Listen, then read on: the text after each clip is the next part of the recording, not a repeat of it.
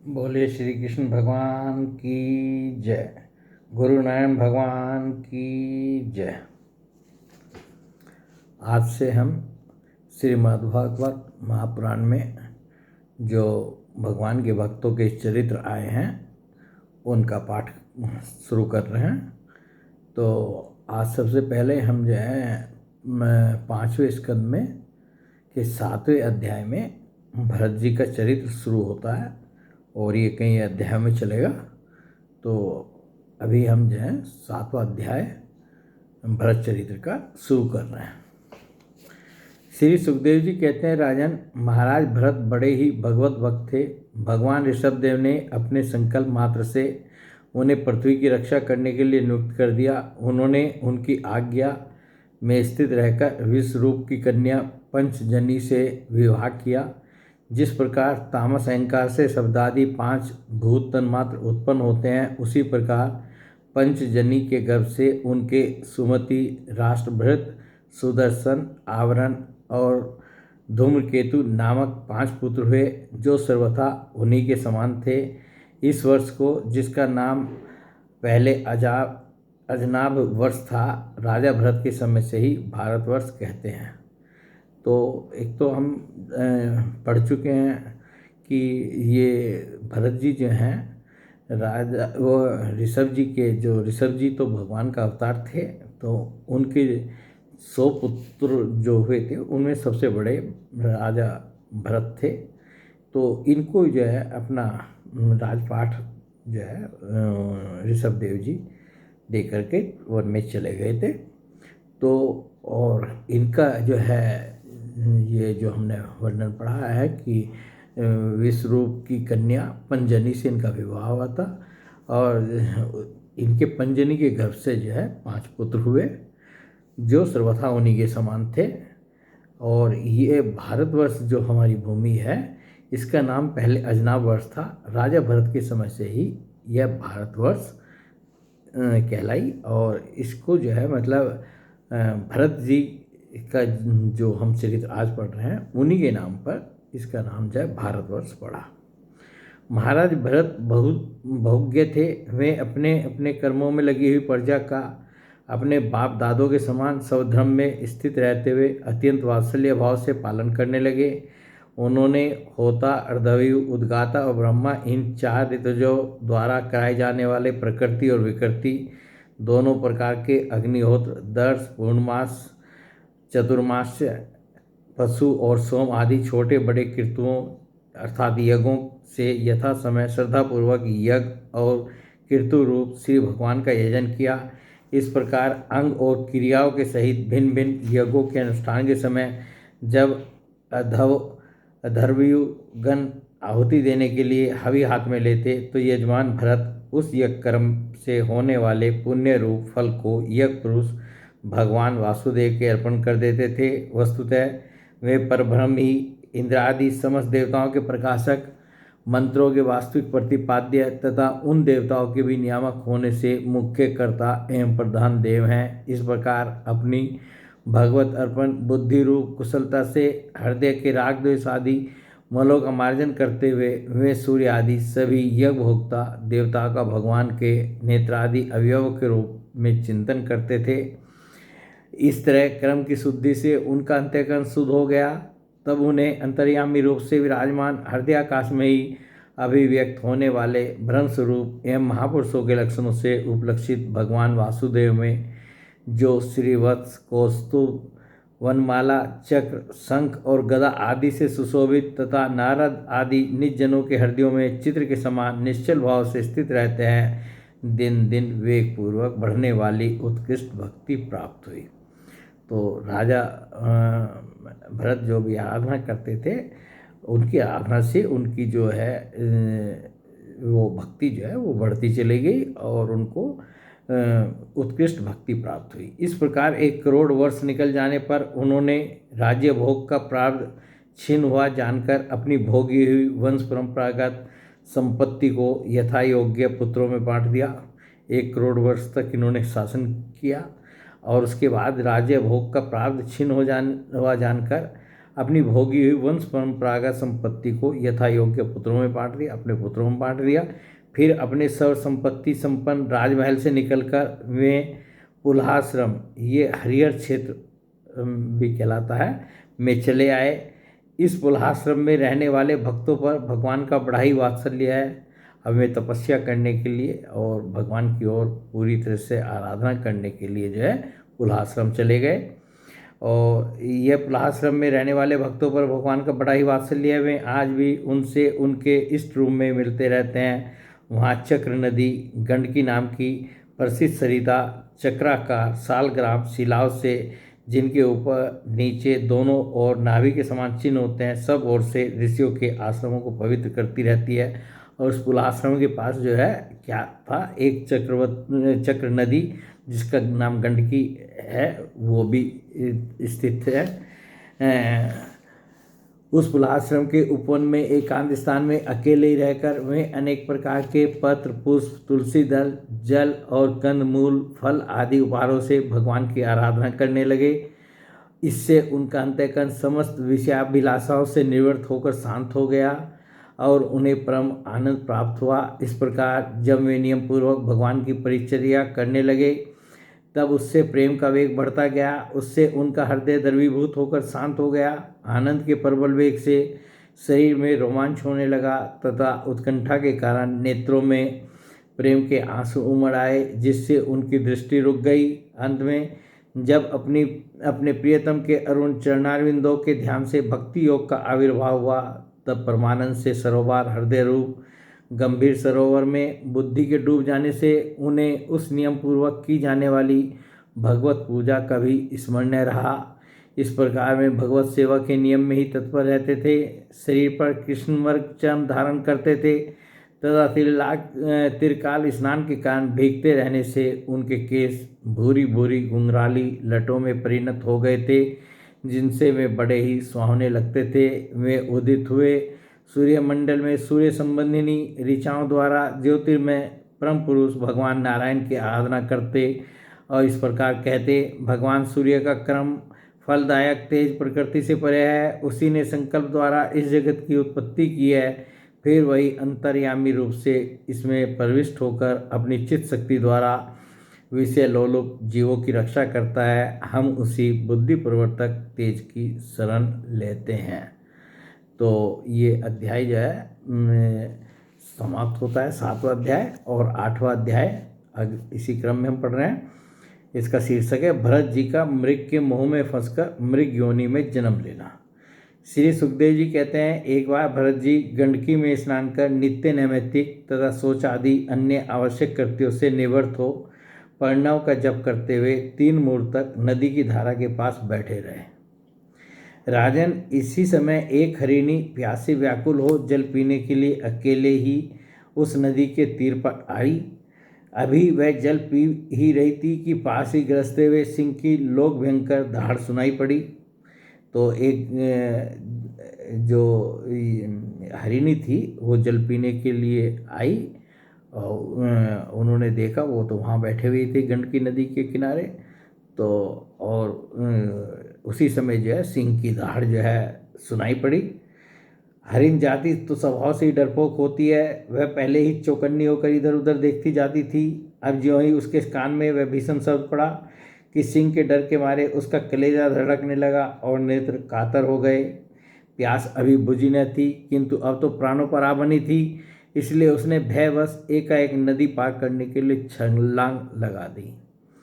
तो जो हरिणी थी वो एक तो गर्भवती थी, और जब उसने सिंह की जो है भयंकर आवाज़ सुनी, दहाड़ सुनी, तो उसने जो है अपने प्राणों को बचाने के लिए नदी में जो है उस नदी को पार करने के लिए उसमें छलांग लगा दी। उसके पेट में गर्भ था, अतः उछलते समय अत्यंत भय के कारण उसका गर्भ अपने स्थान से हटकर योनि द्वार से निकलकर नदी के प्रवाह में गिर गया। वह कृष्ण मृग पत्नी अकस्मात गर्भ के गिर जाने, लंबी छलांग मारने तथा सिंह से डरी होने के कारण बहुत पीड़ित हो गई थी। अब अपने झुंड से भी उसका बिछोह हो गया, इसलिए वह किसी गुफा में जा पड़ी और वहीं मर गई। तो हरिणी तो जो है बेचारी जो है वो मर गई, और जो उसका बच्चा था वो नदी में जो है गिर गया। राजऋषि भरत ने देखा कि बेचारा हरिणी का बच्चा अपने बंधुओं से बिछुड़कर नदी के प्रवाह में बह रहा है। इससे उन्हें उस पर बड़ी दया आई और वे आत्मा के समान उस मातृहीन बच्चे को अपने आश्रम पर ले आए। तो जो हरिणी का बच्चा था उसको जो है वो जो है निकाला उन्होंने नदी से और अपने आश्रम पर ले आए। उस मृग छोने के प्रति भरत जी की ममता उत्तरोत्तर बढ़ती ही गई। वे नित्य उसके खाने पीने का प्रबंध करने, व्याघ्र आदि से बचाने, लाड़ लड़ाने और पुचकारने आदि की चिंता में ही डूबे रहने लगे। अब जो है राजा भरत की जो है जो इस समय कुलाश्रम में रह रहे हैं तो उनकी जो है उस बच्चे को उन्होंने बचा लिया, हरिणी के बच्चे को, और उसी से लाड़ प्यार करने लगे और उसमें उनकी आसक्ति बढ़ती गई। कुछ ही दिनों में उनके यम नियम और भगवत पूजा आदि आवश्यक कृत्य एक एक करके छूटने लगे और अंत में सभी छूट गए। और उसी में हरिणी के बच्चे के चक्कर में जो है जो पूजा पाठ और जितना जप तप कर रहे थे वो भी धीरे धीरे छूटने लगा और वो अंत में वो भी छूट गए। उन्हें ऐसा विचार रहने लगा, अहो कैसे खेद की बात है, इस बेचारे दीन मृग छोने को कालचक्र के वेग ने अपने झुंड सुहृद और बंधुओं से दूर करके मेरी शरण में पहुंचा दिया है। यह मुझे ही अपना माता पिता भाई बंधु और यूथ के साथी संगी समझता है। इसे मेरे सिवा और किसी का पता नहीं है। मुझ में इसका विश्वास भी बहुत है। मैं भी शरणागत की उपेक्षा करने में जो दोष है उसे जानता हूँ।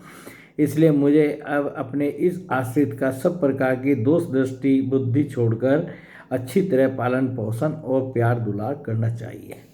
कि उन्होंने कहा कि भाई ये जो है मेरे शरणागत है और जो है मेरा कर्तव्य है कि जो है मैं इसका लालन पालन, ये अपने माँ बाप ही मुझे समझता है और लालन पालन जो है मेरा कर्तव्य है, इसको करना चाहिए। निश्चय ही शांत स्वभाव और दीनों की रक्षा करने वाले परोपकारी सज्जन ऐसे शरणागत की रक्षा के लिए अपने बड़े से बड़े स्वार्थ की भी परवाह नहीं करते। इस प्रकार उस हरिण के बच्चे में आसक्ति बढ़ जाने से बैठते, सोते, टहलते, ठहरते और भोजन करते समय भी उनका चित्त उसके स्नेह पास में बंधा रहता था। तो धीरे धीरे जो है उस हरिणी के बच्चे में राजा भरत की आसक्ति बढ़ी गई थी। तो जब आसक्ति बढ़ गई तो जो है उससे क्या होता है, बैठते, सोते, टहलते, ठहरते और भोजन करते समय भी उनका चित्त उसके स्नेह पास में बंधा रहता था। उसी के बारे में सोचते रहते थे, उसी के प्यार दुलार करने का जो है वो पूरा जो है जो भी क्रिया करते थे। और यही हम सब संसार के आसक्त प्राणियों की भी स्थिति है। हमारी जिसमें भी आसक्ति होती है तो उसी का जो है चिंतन जो है, चाहे हम बैठते हों, सोते हों, टहलते हों, ठहरते हों, भोजन करते हों, तो चित्त में जो है वही चिंतन जो है हमारे भी चलता रहता है। जो राजा भरत के चित्त में जो है हरिण के बच्चे के प्रति चल रहा था। जब उन्हें कुश पुष्प समीधा पत्र और फल मूल आदि लाने होते तो भेड़ियों और कुत्तों के भय से उसे वे साथ लेकर ही वन में जाते। मार्ग में जहाँ तहाँ कोमल घास आदि को देखकर मुग्ध भाव से वह हरिण शावक अटक जाता तो वे अत्यंत प्रेमपूर्ण हृदय से दयावश उसे अपने कंधे पर चढ़ा लेते। इसी प्रकार कभी गोद में लेकर और कभी छाती से लगाकर उसका दुलार करने में भी उन्हें बड़ा सुख मिलता। और ये बच्चा जो है जिस प्रकार वो उसका लाड दुलार करते थे, कोई मनुष्य अपने बच्चों का भी शायद इतना ना करता हो जितना कि जो है राजा भरत जो है उस हरिण के बच्चे के साथ करते थे। और जो छोटे बच्चों के लाड दुलार में जो है जो माँ बाप या जो भी घर परिवार के लोग जो हैं आसक्त होते हैं उनकी भी लगभग यही दशा होती है। नित्य नैमित्तिक कर्मों को करते समय भी राजेश्वर भरत बीच बीच में उठकर उस मृग बालक को देखते और जब उस पर उनकी दृष्टि पड़ती तभी उनके चित्त को शांति मिलती। उस समय उसके लिए मंगल कामना करते हुए वे कहने लगते, बेटा तेरा सर्वत्र कल्याण हो। कभी यदि वह दिखाई न देता तो जिसका धन लुट गया हो उस दीन मनुष्य के समान उनका चित्त अत्यंत उद्विग्न हो जाता और फिर वे उस हरिणी के बच्चे के विरह से व्याकुल एवं संतप्त हो करुणावश अत्यंत उत्कंठित एवं मोहाविष्ट हो जाते तथा शोकमग्न होकर इस प्रकार कहने लगते, अहो क्या कहा जाए, क्या वे मातृहीन दीन मृग शावक दुष्ट बहिले किसी बुद्धि वाले मुझ पुण्यहीन अनार्य का विश्वास करके और मुझे अपना मानकर मेरे किए हुए अपराधों को सत्पुरुषों के समान भूलकर फिर लौट आएगा? क्या मैं उसे फिर उस आश्रम के उपवन में भगवान की कृपा से सुरक्षित रहकर निर्विघ्न हरी हरी धूप चरते देखूंगा? ऐसा न हो कि कोई भेड़िया कुत्ता गोल बांधकर विचरने वाले सूकर आदि अथवा अकेले घूमने वाले व्याघ्र आदि ही उसे खा जाएं। अरे संपूर्ण जगत की कुशल के लिए प्रकट होने वाले वे त्रयी रूप भगवान सूर्य अस्त होना चाहते हैं, किंतु अभी तक वह मृगी की धरोहर लौटकर नहीं आई। कभी जब वो चला जाता था अकेले और वो लौट कर नहीं आता, तो इस प्रकार ये जो है उसके बारे में चिंता करने लगते थे। क्या वह हरिण राजकुमार मुझ पुण्यहीन के पास आकर अपनी भांति भांति की मृग शावक कोचित मनोहर एवं दर्शनीय क्रीड़ाओं से अपने स्वजनों का शोक दूर करते हुए मुझे आनंदित करेगा? और जब कभी मैं पढ़ने कोप से खेल में झूठ मूठ समाधि के बहाने आंख मूंद कर बैठ जाता, तब वह चकित चित्त से मेरे पास आकर जल बिंदु के समान कोमल और नन्हे नन्हे सींगों की नोक से किस प्रकार मेरे अंगों को खुजलाने लगता था, और जो उसकी क्रियाएं थी हरिण के बच्चे की इनके साथ उसको ये याद करते। मैं कभी कुशों पर हवन सामग्री रख देता और वह उन्हें दांतों से खींचकर अपवित्र कर देता, तो मेरे डांटने डपटने पर वह अत्यंत भयभीत होकर उसी समय सारी उछल कूद छोड़ देता और ऋषि कुमार के समान अपनी समस्त इंद्रियों को रोककर चुपचाप बैठ जाता था। उसकी बातें याद कर रहे हैं। फिर पृथ्वी पर उस मृग शावक के खुर के चिन्ह देखकर कहने लगे, जो पृथ्वी पर उस हरिण के बच्चे के चिन्ह थे उसको देखकर कहने लगे, अहो इस तपस्विनी धरती ने ऐसा कौन सा तप किया है जो उस अति विनीत कृष्ण सार किशोर के छोटे छोटे सुंदर सुखकारी और सुकोमल खुरों वाले चरणों के चिन्हों से मुझे, जो मैं अपना मृग धन लूट जाने से अत्यंत व्याकुल और दीन हो रहा हूँ, उस द्रव्य की प्राप्ति का मार्ग दिखा रही है, और स्वयं अपने शरीर को भी सर्वत्र उन पद चिन्हों से विभूषित कर स्वर्ग और अपवर्ग के इच्छुक दिविजों के लिए यज्ञ स्थल बना रही है। ऐसी भावना जो है वो जो है पृथ्वी पर जो है उस मृग शावक के जो चरण चिन्ह होते थे उसको देखकर क्या करते थे। बताइए, मतलब कितना उनका उसमें आसक्ति हो गई थी। अरे भगवान के चरण चिन्हों को देख करके आप जो हैं वो समझें तब भी ठीक है, उस मृग शावक के चरण चिन्हों को देखकर वो ऐसा बोलते हैं, अहो जिसकी माता सिंह के भय से मर गई थी, आज वही मृग शिशु अपने आश्रम से बिछुड़ गया है। अतः उसे अनाथ देखकर क्या ये दीनवत्सल भगवान नक्षत्रनाथ दयावश इसकी रक्षा कर रहे हैं? फिर उसकी शीतल किरणों से आह्लादित होकर कहने लगते, अथवा अपने पुत्रों के वियोग रूप दावानल की विषम ज्वाला से हृदय कमल दग्ध हो जाने के कारण मैंने एक मृग बालक का सहारा लिया था। अब उसके चले जाने से फिर मेरा हृदय जलने लगा है, इसलिए ये अपनी शीतल शांत स्नेहपूर्ण और वदन सलील रूपा अमृतमयी किरणों से मुझे शांत कर रहे हैं। राजन, इस प्रकार जिनका पूरा होना सर्वथा असंभव था, उन विविध मनोरथों से भरत का चित्त व्याकुल रहने लगा। अपने मृग शावक के रूप में प्रतीत होने वाले प्रारब्ध कर्म के कारण तपस्वी भरत जी भगवत आराधन रूप क्रम एवं योगानुष्ठान से च्युत हो गए।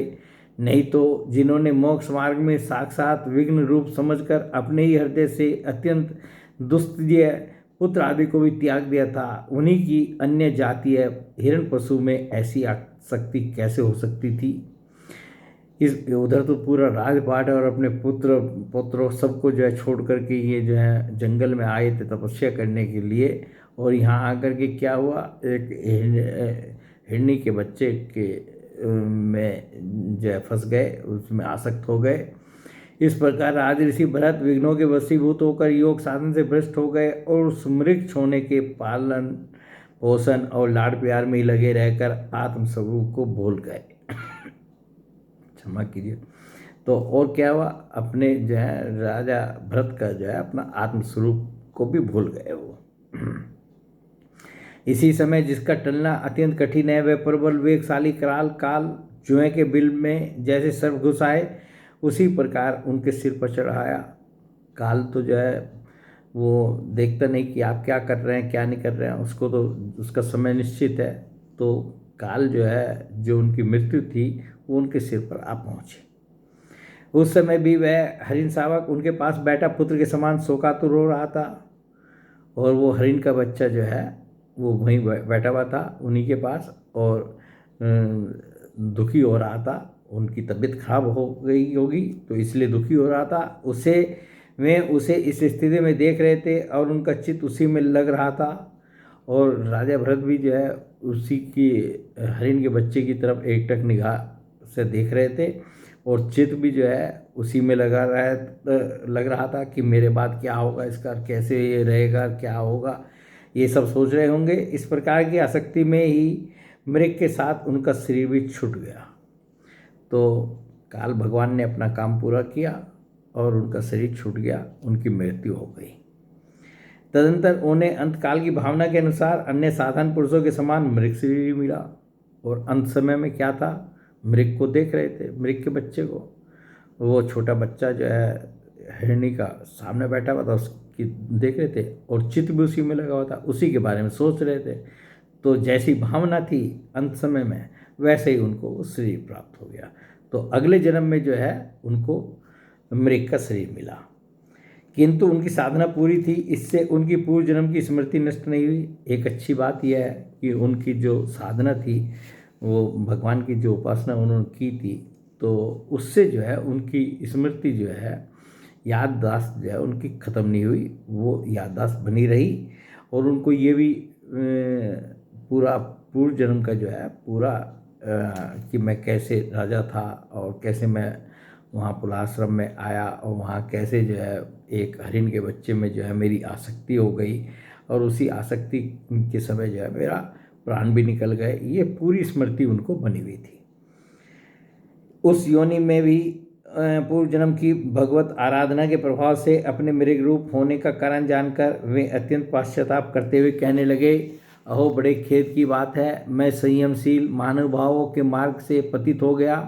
मैंने तो धैर्यपूर्वक सब प्रकार की आसक्ति छोड़कर एकांत और पवित्र मन का आश्रय लिया था। वहाँ रहकर जिस चित्त को मैंने सर्वभूतात्मा श्री वासुदेव में निरंतर उन्हीं के गुणों का श्रवण मनन और संकीर्तन करके तथा प्रत्येक पल को उन्हीं की आराधना और स्मरण आदि से सफल करके स्थिर भाव से पूर्णतया लगा दिया था, मुझ अज्ञानी का वही मन अकस्मात एक नन्हे से हरिण शिशु के पीछे अपने लक्ष्य से च्युत हो गया। और देखिए इन्होंने अपनी साधना का तरीका भी बताया कि ये जब जो है वहाँ छोड़कर वन में जब चले गए थे, वहाँ ये क्या करते थे, वहाँ रहकर जिस चित्त को मैंने सर्वभूतात्मा श्री वासुदेव में निरंतर उन्हीं के गुणों का श्रवण, यानी कि भगवान के गुणों का श्रवण करते थे, मनन करते थे और संकीर्तन करके तथा प्रत्येक पल को उन्हीं की आराधना और इनका हर पल जो है भगवान की आराधना और स्मरण आदि से सफल करके, मतलब स्मरण आदि में ही बीतता था, सफल करके स्थिर भाव से पूर्णतया लगा दिया था, अपने मन को भगवान में पूर्ण रूप से लगा दिया था। मुझ अज्ञानी का वही मन अकस्मात एक नन्हे से हरिण शिशु के पीछे अपने लक्ष्य से च्युत हो गया, मतलब जो मेरी आराधना थी वो पूरी छूट गई और जय हरिण के बच्चे में लग गया था। इस प्रकार मृग बने हुए राजऋषि भरत के हृदय में जो वैराग्य भावना जागृत हुई, उसे छिपाए रखकर उन्होंने अपनी माता मृगी को त्याग दिया। तो अब जब उनको अपने पूर्व जन्म की स्मृति पूरी बनी हुई थी, तो इससे जो है उनको वैराग्य, और अपनी जो माता जो इस जन्म की उनकी माता थी मृगी, उसको भी त्याग दिया, और अपनी जन्मभूमि कालंजर पर्वत से वे फिर शांत स्वभाव मुनियों के प्रिय उसी सालग्राम तीर्थ में जो भगवान का क्षेत्र है पुलस्त्य और पुलह ऋषि के आश्रम पर चले आए। और जहाँ वो पहले रहते थे वो उसी अपने आश्रम पर जो है पुलह आश्रम पर जो है पुलह ऋषि के आश्रम पर चले आए। वहाँ रहकर भी वे काल की ही प्रतीक्षा करने लगे कि भाई अब ये प्रारब्ध बस जो है जितने दिन जो है इस शरीर का भोग करना है वो तो भोगना ही पड़ेगा, और जो है ये कब शरीर छूटे इसकी प्रतीक्षा करने लगे। आसक्ति से उन्हें बड़ा भय लगने लगा था। अब कहीं आसक्ति ना हो जाए किसी में भी, किसी भी प्राणी में, किसी वस्तु में, इस बात से उनको बहुत डर लगने लगा था। बस अकेले रहकर वे सूखे पत्ते, घास और झाड़ियों द्वारा निर्वाह करते मृग योनि की प्राप्ति कराने वाले प्रारब्ध के क्षय को की बाट देखते रहे कि ये समय कब पूरा हो इस मृग योनि का। देखते रहे। अंत में उन्होंने अपने शरीर का आधा भाग गंडकी के जल में डुबाए रखकर उस मृग शरीर को छोड़ दिया। तो अंत में जो है वो गंडकी नदी में खड़े हुए और आधे शरीर को पानी में डुबाए रखा और अपने शरीर को जो है उन्होंने छोड़ दिया। अब अगला अध्याय, 9वां अध्याय जो है उसका शीर्षक है भरत जी का ब्राह्मण कुल में जन्म। श्री सुखदेव जी कहते हैं, राजन, आंगिरस गोत्र में सम, दम, तप, स्वाध्याय, वेदाध्ययन, त्याग यानी अतिथि आदि को अन्न देना, संतोष, तितिक्षा, विनय, विद्या अर्थात क्रम विद्या, अनसूया अर्थात दूसरों के गुणों में दोष न ढूंढना, आत्मज्ञान अर्थात आत्मा के कर्तृत्व और भोक्तृत्व का ज्ञान एवं आनंद अर्थात धर्म पालन जनित सुख, सभी गुणों से संपन्न एक श्रेष्ठ ब्राह्मण थे। तो अब कहाँ जन्म हुआ उनका कि जो ये जितने गुण जो हैं ये हमने पढ़े हैं, ये ऐसे एक श्रेष्ठ ब्राह्मण थे, उनके यहाँ उनका जन्म हुआ। उनकी बड़ी स्त्री से उन्हीं के समान विद्याशील, आचार, रूप और उदारता आदि गुणों वाले 9 पुत्र हुए तथा छोटी पत्नी से एक ही साथ एक पुत्र और एक कन्या का जन्म हुआ। उन ब्राह्मण के 2 पत्नी थी, बड़ी वाली पत्नी के 9 पुत्र हुए और जो है छोटी वाली के 1 पुत्र और 1 पुत्री एक साथ हुए। इन दोनों में जो पुरुष था वह परम भागवत राज ऋषि शिरोमणि भरत ही थे, और जो छोटी पत्नी के जो 2 बच्चे हुए थे, एक पुत्र और एक पुत्री, तो उनमें जो पुत्र था वो ये राज ऋषि भरत का ही उनके रूप में जन्म हुआ।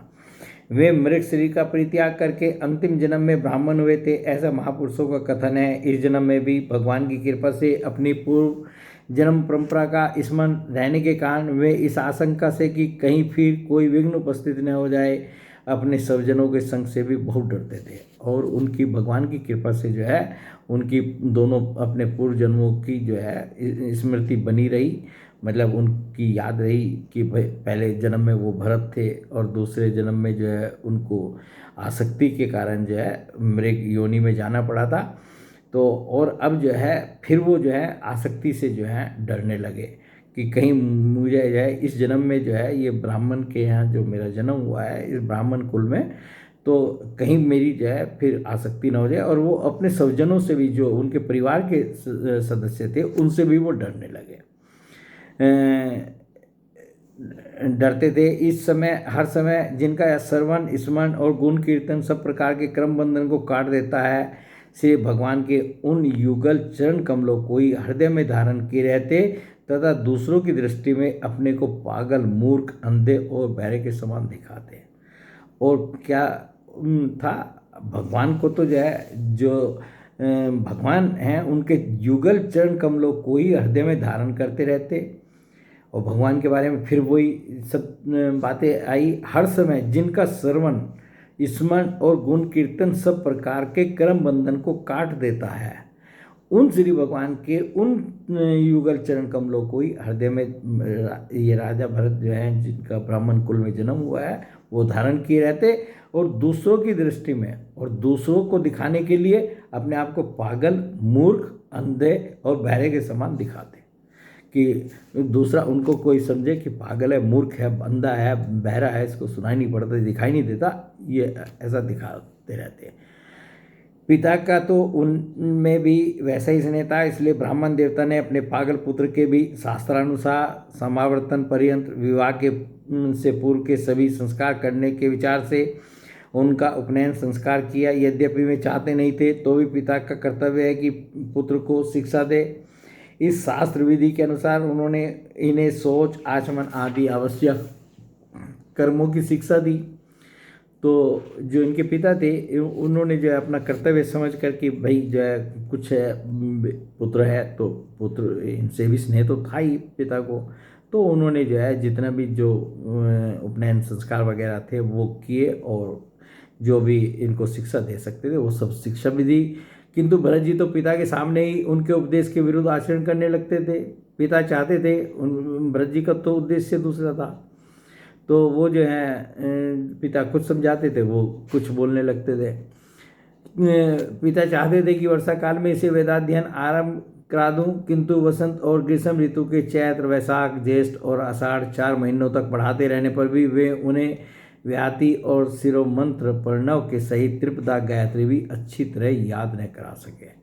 पिता तो अपना जो है अपने हिसाब से जो है पूरी उनको विद्या देना चाहते थे, सिखाना चाहते, पढ़ाना चाहते थे, परंतु जो है 4 महीने के बावजूद भी उनको कुछ वो, और उनका उद्देश्य दूसरा था, वो सुनते ही नहीं थे, समझते ही नहीं थे कि पिता क्या पढ़ा रहे हैं या क्या पढ़ाना चाहते हैं, और अपने अंदर ही जो है वो मस्त रहते थे।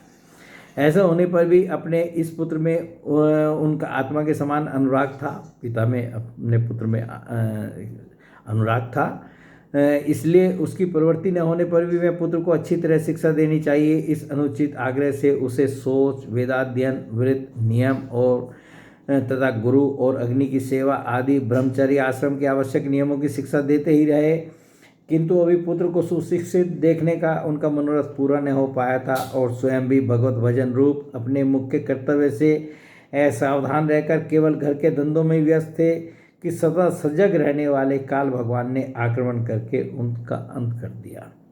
उनकी इच्छा भी पूरी नहीं हुई कि जो है पुत्र को जो है कुछ सिखा दें, पढ़ा दें, लिखा दें, जो जैसा वो चाहते थे उस विद्या का उनको परंपरागत कर दें, मतलब उनको सिखा पढ़ा दें। और दूसरे जो है भगवान का इस घर गृहस्थी में इतना व्यस्त रहते थे, भगवान का भजन भी पूरी तरह से नहीं कर पाते थे, और जो समय जो है वो टाला नहीं जा सकता, वो काल भगवान जो है मृत्यु का समय उनका वो आ गया और वो जो है चल बसे। अतः तब उनकी छोटी भारिया अपने गर्भ से उत्पन्न हुए दोनों बालक अपनी सोच को सौंपकर स्वयं सती होकर पतिलोक को चली गई। तो उनकी जो छोटी पत्नी थी, जिनके जो यानी कि भरत जी की जो माता थी, उनके 2 बच्चे हुए थे छोटी पत्नी से, भरत जी और एक उनकी बहन। तो उनको जो है दोनों बच्चों को अपनी बड़ी वाली इनकी पिता की जो दूसरी पत्नी थी, पहले वाली बड़ी वाली, उसको सौंप करके वो भी उनके साथ जो है सती हो गई और पतिलोक को चली गई। भरत जी के भाई कर्मकांड को सबसे बड़ा श्रेष्ठ समझते थे। जो भरत जी के दूसरे भाई थे, जो पहली माता से उनके भाई हुए थे, वो जो है कर्मकांड को सबसे श्रेष्ठ समझते थे। वे ब्रह्म ज्ञान रूप प्राविद्या से सर्वथा अनभिज्ञ थे, इसलिए उन्हें भरत जी का प्रभाव ही ज्ञात नहीं था। वे उन्हें नीरा मूर्ख समझते थे। उनके भाई जो हैं, बड़े भाई जो हैं, उनको बिल्कुल नीरा मूर्ख समझते थे। अतः पिता के परलोक सिधारने पर उन्होंने उन्हें पढ़ाने लिखाने का आग्रह छोड़ दिया। भरत जी को मानापमान का कोई विचार न था। जब साधारण नर पशु उन्हें पागल, मूर्ख अथवा बहरा कहकर पुकारते, तब वे उसी के अनुरूप भाषण करने लगते। कोई भी उनसे कुछ भी काम कराना चाहता तो वे उनकी इच्छा के अनुसार कर देते। बेकार के रूप में, मजदूरी के रूप में, मांगने पर अथवा बिना मांगे जो भी थोड़ा बहुत अच्छा या बुरा अन्न उन्हें मिल जाता, उसी को जीभ का जरा भी स्वाद न देखते हुए खा लेते।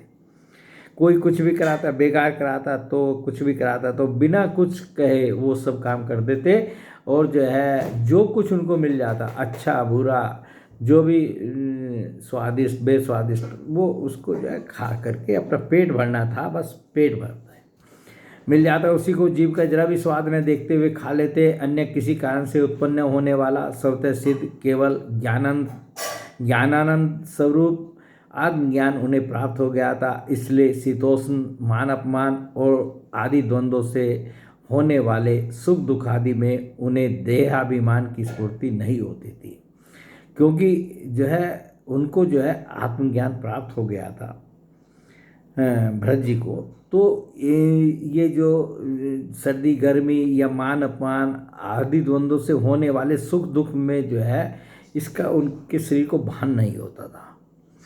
वे सर्दी गर्मी वर्षा और आंधी के समय सांड के समान नंगे पड़े रहते थे। उनके सभी अंग हष्टपुष्ट एवं गठे हुए थे। वे पृथ्वी पर ही पड़े रहते थे, कभी तेल उपटन आदि नहीं लगाते थे और न कभी स्नान करते थे। इससे उनके शरीर पर मैल जम गई थी। उनका ब्रह्म तेज धूलि से ढके हुए मूल्यवान मणि के समान छिप गया था। वे अपनी कमर में एक मैला कुचैला कपड़ा लपेटे रहते थे। उनका यज्ञोपवीत भी बहुत ही मैला हो गया था। इसलिए अज्ञानी जनता यह कोई द्विज है, कोई अधम ब्राह्मण है, ऐसा कहकर उनका तिरस्कार कर दिया करती थी, किंतु वे इसका कोई विचार न करके स्वच्छंद विचरते थे। न अपने शरीर की कोई चिंता करते थे और न जो है इस बात की चिंता करते थे कि दूसरा कोई क्या समझ रहा है, क्या कह रहा है, और बल्कि कोई मूर्ख समझ रहा है, पागल समझ रहा है, बहरा समझ रहा है, वो उसी तरह का अपना व्यवहार करना शुरू कर देते कि समझे बहुत अच्छा है, और अपनी मस्ती में जो है अपने आत्मस्वरूप में स्थित होकर के वो पड़े रहते थे। दूसरों की मजदूरी करके पेट पालते देख जब उन्हें उनके भाइयों ने खेत की क्यारियाँ ठीक करने में लगा दिया, तब वे उस कार्य को भी करने लगे, परंतु उन्हें इस बात का कुछ भी ध्यान न था कि उन क्यारियों की भूमि समतल है या ऊंची नीची, अथवा वह छोटी है या बड़ी। उनके भाई उन्हें चावल की कनी, खली, भूसी, भुने हुए उड़द अथवा बर्तनों में लगी हुई जले अन्न की खुरचन आदि जो कुछ भी दे देते, उसी को वे अमृत के समान खा लेते थे। उनके भाइयों ने जो है अपने खेत में जो है क्यारियों की उसमें जो है उनको लगा दिया क्यारियों को ठीक करने में, और दूसरे जो है जो भी वो जैसा भी कनी दे दें, खली दे दें, भूसी दे दें, भुने हुए उड़द दे दें, बर्तनों में लगे हुए झूठन दे दें, जो भी वो देते उसको वो अमृत के समान समझ करके खा लेते हैं। किसी समय डाकुओं के सरदार ने, जिनके सामंत शूद्र जाति के थे, पुत्र की कामना से भद्रकाली को मनुष्य की बलि देने का संकल्प किया। और जिस समय ये खेत में रह करके इस रखवाली करते थे, उसी समय की बात है कि एक जो है डाकुओं का सरदार था, उसने पुत्र की कामना से भद्रकाली को मनुष्य की बलि देने का संकल्प किया। उसने जो पुरुष पशु बलि देने के लिए पकड़ मंगाया था, वह दैववश उसके फंदे से निकल भाग गया। तो उसने एक मनुष्य को जो है जिसकी बलि दी जानी थी पकड़ रखा था, परंतु वो जो है उसके फंदे से निकल के भाग गया। उसे ढूंढने के लिए उसके सेवक चारों ओर दौड़े, किंतु अंधेरी रात में आधी रात के समय कहीं उसका पता नहीं चला। तो जो जिसको पकड़ा था वो जो भाग गया वो तो मिला नहीं। अब क्या मिला? इसी समय दैवयोग से अकस्मात उनकी दृष्टि इन आंगी रस गोत्रीय ब्राह्मण कुमार पर पड़ी, जो वीरासन से बैठे हुए मृग, वरहा आदि जीवों से खेतों की रखवाली कर रहे थे। तो जो ये यहाँ खेत में बैठ कर के खेतों की रखवाली कर रहे थे, उस डाकू के सेवकों की जो है दृष्टि जो है इनके ऊपर पड़ गई, और उन्होंने देखा कि ये पशु तो बड़े अच्छे लक्षणों वाला है। उन्होंने कहा ये तो बहुत हट्टा कट्टा मजबूत प्राणी मिल गया बलि के लिए लक्षणों वाला, इससे हमारे स्वामी का कार्य अवश्य सिद्ध हो जाएगा। यह सोचकर उनका मुख आनंद से खिल उठा और वे उन्हें रस्सियों से बांधकर चंडिका के मंदिर में ले आए। जहाँ बलि दी जानी थी उस मंदिर में जो है वो अपने जो डाकू का सरदार था उसके सामने उनको ले आए। तदंतर उन चोरों ने अपनी पद्धति के अनुसार विधि पूर्वक उनको अभिषेक एवं स्नान कराकर कोरे वस्त्र पहनाए और नाना प्रकार के आभूषण, चंदन, माला और तिलक आदि से विभूषित कर अच्छी तरह भोजन कराया। तो जिसकी बलि दी जाती है ये सब कार्य जो है उसके साथ होते हैं। तो ये जो है ये सब उनके साथ हुए। फिर धूप, दीप, माला, खील, पत्ते, अंकुर और फल आदि उपहार सामग्री के सहित बलिदान की विधि से गान, स्तुति और मृदंग एवं ढोल आदि का महान शब्द करते हुए पुरुष पशु को भद्रकाली के सामने नीचा सिर करा के बैठा दिया। फिर कहा कि अपना सिर नीचा करो। अब तलवार से जो उनकी गर्दन काटनी थी भद्रकाली के सामने ला करके बैठा दिया। इसके पश्चात दस्युराज के पुरोहित बने हुए लुटेरे ने उस नर पशु के रुधिर से देवी को तृप्त करने के लिए देवी मंत्रों से अभिमंत्रित एक तीक्ष्ण खड्ग उठाया, और एक खड्ग जो है ये तलवार जो है उनको मारने के लिए जो उसका पुरोहित था उसने जो है पहले से तो उस तलवार को जो है मंत्रों से अभिमंत्रित किया और उठाई। चोर स्वभाव से तो रजोगुनी तमोगुनी थे ही, धन के मत से उनका चित्त और भी उन्मत्त हो गया था, हिंसा में भी उनकी स्वाभाविक रुचि थी। इस समय तो वे भगवान के अंश स्वरूप ब्राह्मण कुल का तिरस्कार करके सवशनता से कुमार की ओर बढ़ रहे थे। आपत्ति काल में भी जिस हिंसा का अनुमोदन किया गया है उसमें भी ब्राह्मण वध का सर्वथा निषेध है।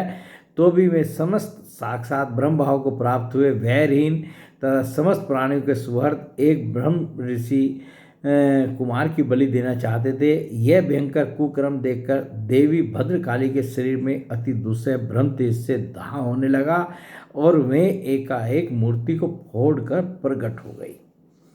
तो जब भद्रकाली जो देवी थी, उनको ये लगा कि ये एक ऐसे ब्राह्मण कुमार की जो है बलि देने जा रहे हैं, तो उनके शरीर में जो है, भद्रकाली के शरीर में अति दुस्सह भ्रम तेज से दाह होने लगा और वे एकाएक मूर्ति को फोड़कर सामने बिल्कुल प्रत्यक्ष रूप से भद्रकाली जो है प्रकट हो गई। अत्यंत सहनशीलता और क्रोध के कारण उनकी भौहें चढ़ी हुई थी, बहुत क्रोधित दिखाई दे रही थी तथा कराल दाढ़ों और चढ़ी हुई लाल आंखों के कारण उनका चेहरा बड़ा भयानक जान पड़ता था। उनके उस विकराल वेश को देखकर ऐसा जान पड़ता था मानो वे संसार का संहार कर डालेंगी। उन्होंने क्रोध से तड़क कर बड़ा भीषण अट्टहास किया और फिर उछलकर उस अभिमंत्रित खड्ग से ही उन सारे पापियों के सिर उड़ा दिए और अपने गनों के सहित उनके गले में बहता हुआ गरम गरम रुधिर रूप आसव पीकर अति उन्मत्त हो ऊंचे स्वर से गाती और नाचती हुई उन सिरों को ही गेंद बनाकर खेलने लगी। तो भद्रकाली देवी ने क्या किया कि जो खड्ग जो है उनको मारने के लिए, ब्राह्मण कुमार को मारने के लिए उन्होंने अभिमंत्रित किया था, उसी खड्ग से जो है उन सब के गर्दन जो है काट दी और उसका खून पी पी करके जो है उनको सिरों को गेंद बना बना कर खेलने लगी और जो है रुधिर रूप आसव पीकर अति उन्मत्त ऊंचे स्वर से गाती और नाचती उन सिरों को गेंद बनाकर खेलने लगी। सच है, महापुरुषों के प्रति किया हुआ अत्याचार रूप अपराध इसी प्रकार ज्यों का त्यों अपने ही ऊपर पड़ता है। जो महापुरुषों के साथ अत्याचार करते हैं, बुरा सोचते हैं उनका या उनके साथ बुरा करते हैं, तो वो अपराध है ज्यों का त्यों अपने ही ऊपर पड़ता है। परीक्षित, जिनकी देहाभिमान रूप सुदृढ़ हृदय ग्रंथि छूट गई है, जो समस्त प्राणियों के सुवर्त एवं आत्मा तथा वैरीन है, साक्षात भगवान ही भद्रकाली आदि भिन्न भिन्न रूप धारण करके अपने कभी न चूकने वाले कालचक्र रूप श्रेष्ठ से जिनकी रक्षा करते रहते हैं और जिन्होंने भगवान के निर्भय चरण कमलों का आश्रय ले रखा है, उन भगवत भक्त परमहंसों के लिए अपना सिर कटने का अवसर आने पर भी किसी प्रकार व्याकुल न होना यह कोई बड़े आश्चर्य की बात नहीं है। क्योंकि वो भरत जी जो हैं, ब्राह्मण कुमार जो हैं, वो बिल्कुल शांत, बिल्कुल जैसे कि कुछ हो ही नहीं रहा है, जबकि उनका सिर कटने जा रहा था। अब वो बिल्कुल शांत निर्भय होकर के वो बैठे हुए थे। तो ये कह रहे हैं, राजा परीक्षित को समझा रहे हैं सुखदेव जी कि जो भगवान के भक्त हैं और जिनकी भगवान के चरणों के शरणागत हैं, उनकी जो है यही स्थिति होती है और वही भगवान जो है अपने काल चक्र से जो है वो भद्रकाली आदि सब के रूप में होकर के उनकी रक्षा करते रहते हैं। तो ये अध्याय जो है यहाँ पर समाप्त होता है और आज अभी हमने भरत चरित्र के 3 अध्याय पढ़े हैं और अगले अध्याय जो है हम दूसरे वीडियो में पढ़ेंगे। बोलिए भगवान श्री कृष्ण की जय, गुरु नानक भगवान की जय।